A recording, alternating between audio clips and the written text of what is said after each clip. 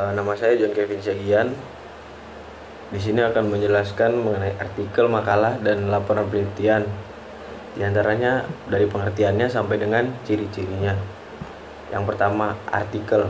Artikel itu suatu karya tulis berisi gagasan atau fakta yang dipublikasikan pada suatu media dengan tujuan untuk meyakinkan pembaca.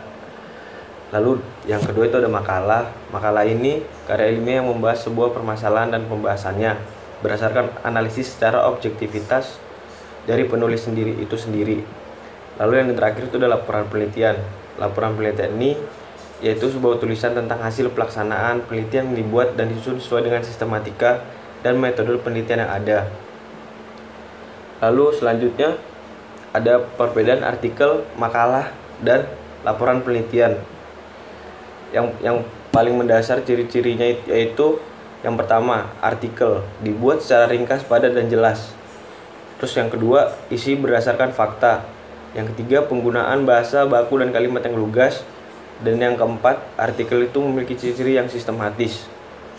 Lalu makalah. Makalah itu memiliki ciri-ciri dasar. Yang pertama, hasil kajian dari literatur atau dari laporan penelitian yang ada.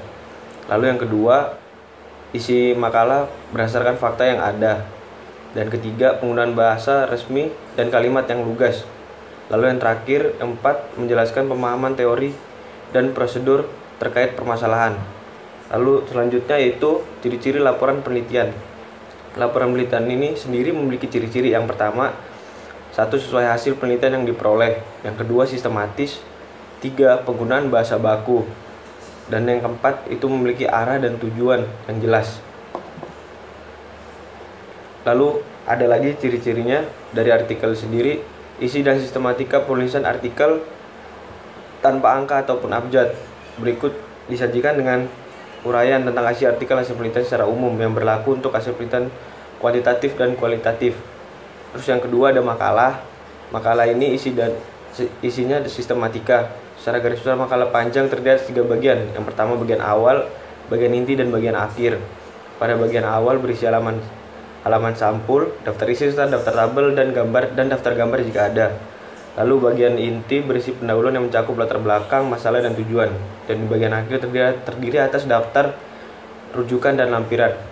Lalu selanjutnya ada laporan penelitian. Laporan penelitian ini terdiri atas subbab dan bab.